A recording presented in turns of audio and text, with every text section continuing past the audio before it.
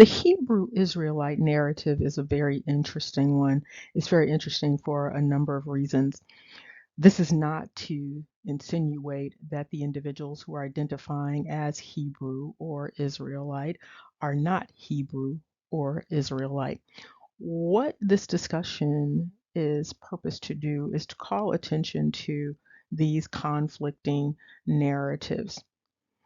There's one narrative that indicates that individuals from the west coast of Africa were enslaved and then were shipped over to the Americas.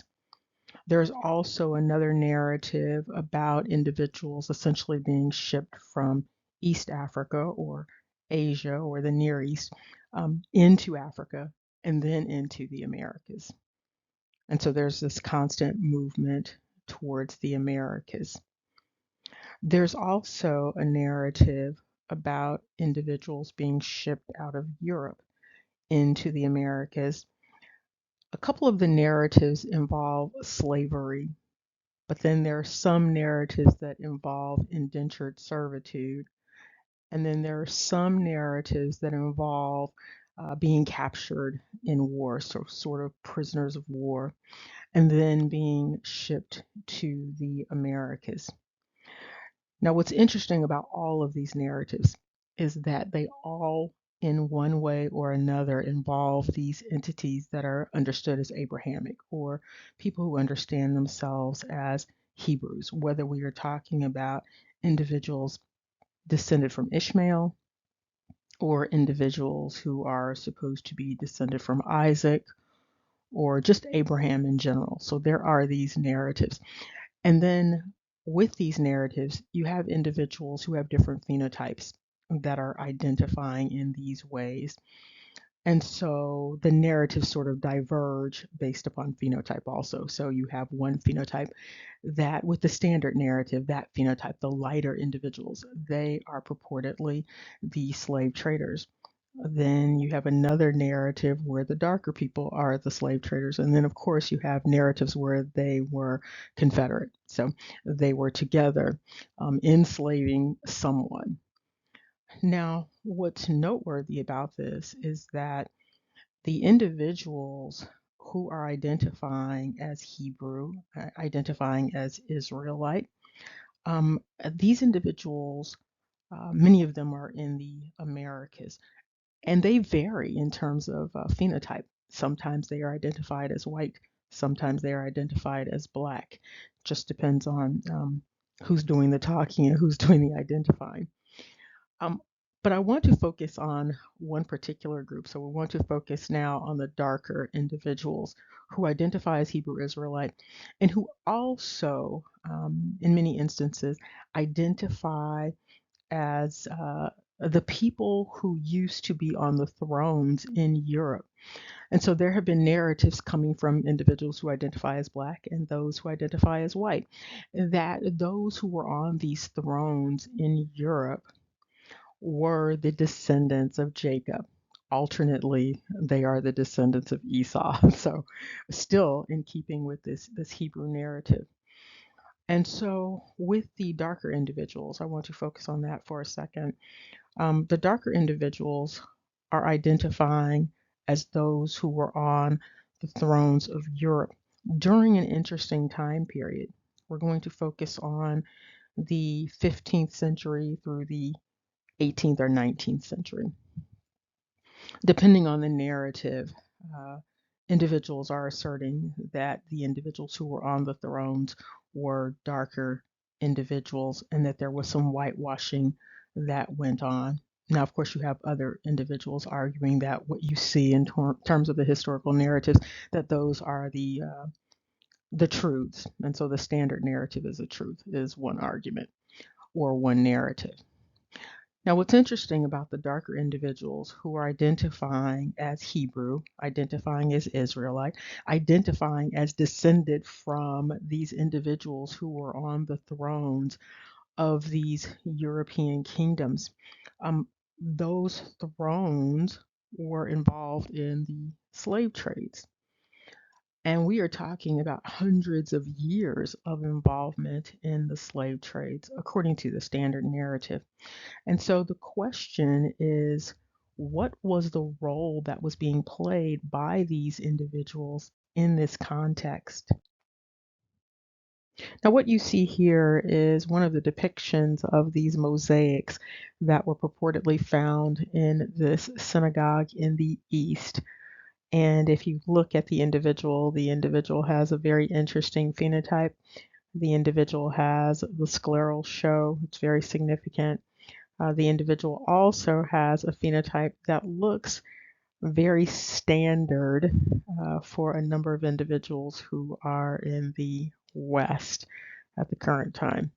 And so it's interesting to see this depiction in the East in this synagogue, in this mosaic, that looks very, very familiar in terms of the phenotype of a number of individuals that are in the Americas, specifically mainland America. And if you look at it very closely, you will note that. And so we're going to look at another mosaic very quickly here, and then we're going to go back to our discussion about these thrones and the implications. And this is supposed to be yet another mosaic depiction that was found in that synagogue in the East. If you will note, this depiction has the scleral show going all the way around. Looks very similar to the Amorite depictions. And so this is also supposed to be a biblical character, by the way. Now let's get to this issue of the purported 10 northern tribes. Now, often you'll hear individuals assert that Esau is on the throne of Europe right now. However, during the time of the transatlantic slave trade, what you have is an offering that Jacob was on the thrones of Europe. And so 15th century through the 18th or the 19th century, depending on how you're calculating it, there is an assertion that what are known as the 10 lost tribes or the 10 northern tribes, those entities are identified by individuals who identify as both black and white, um, as the monarchs in Europe.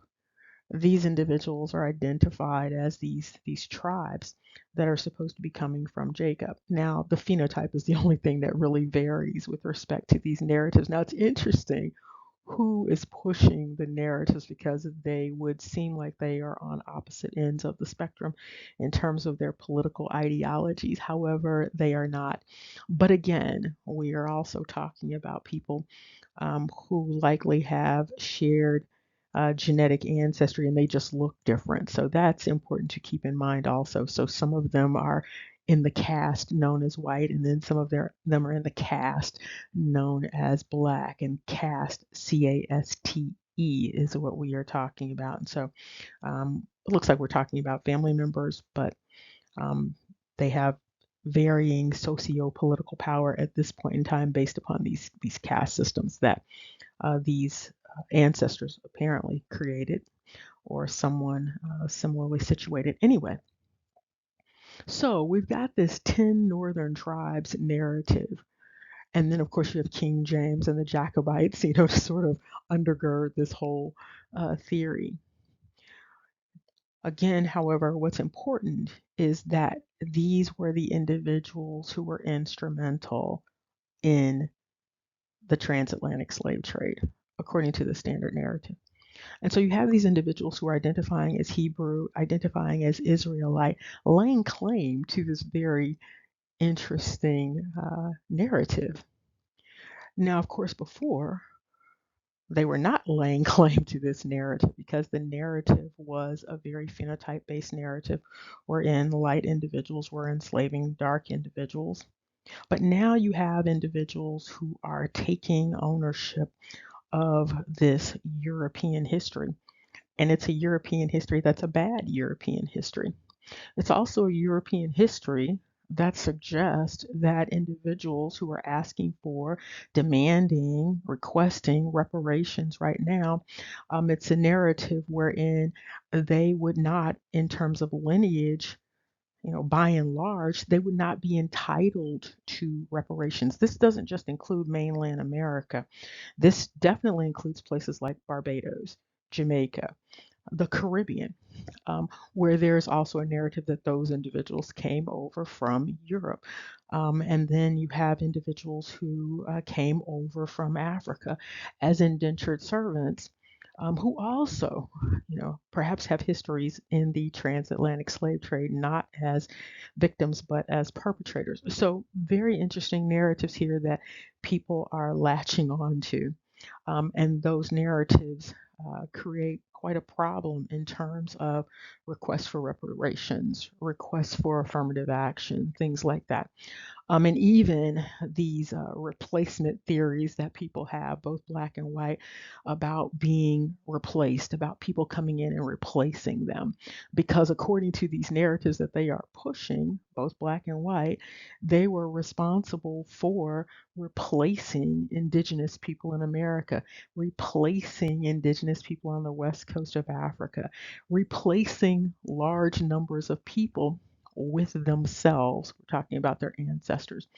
And so, therefore, the concern about being replaced is a very interesting one, given these histories that people are adhering to, both black and white.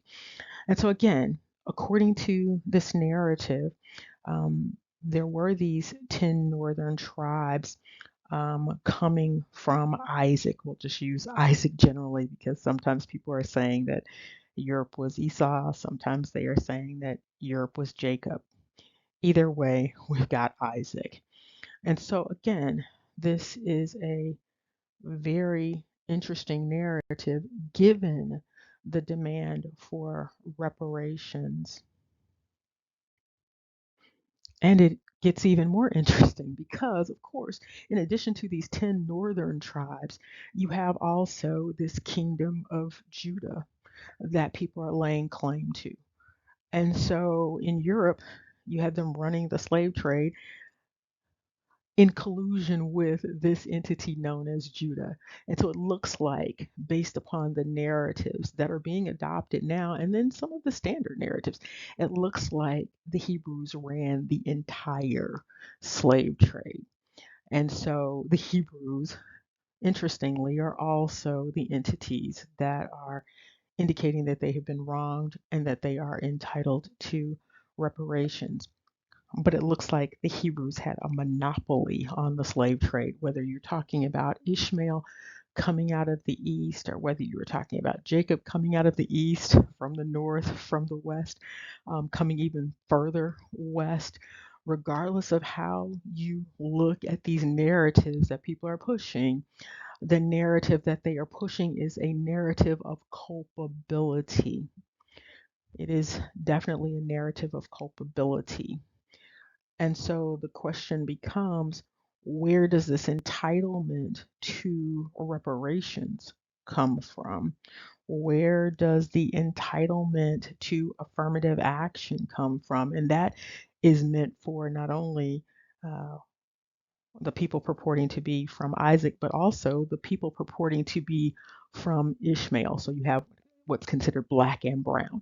And so you have these calls for reparations. You have these calls for special treatment and affirmative actions for those who are identified as Ishmael. But again, these entities are also identifying with histories that suggest that they are the perpetrators of all of these wrongs against another group of people. What's unclear is who the other people were. Now, based upon the removal dynamics that took place in the Americas, it looks like, based upon these narratives, that the people, by and large, that were enslaved were indigenous people in these various places. And so Africa, also in the Americas. And so it really looks like what you call the Europeans and the Africans and the Asians, they got together and enslaved, removed, ethnically cleansed the entities that were in the Americas and on the west coast of Africa. And so those would be the actual victims who would be entitled to this repair.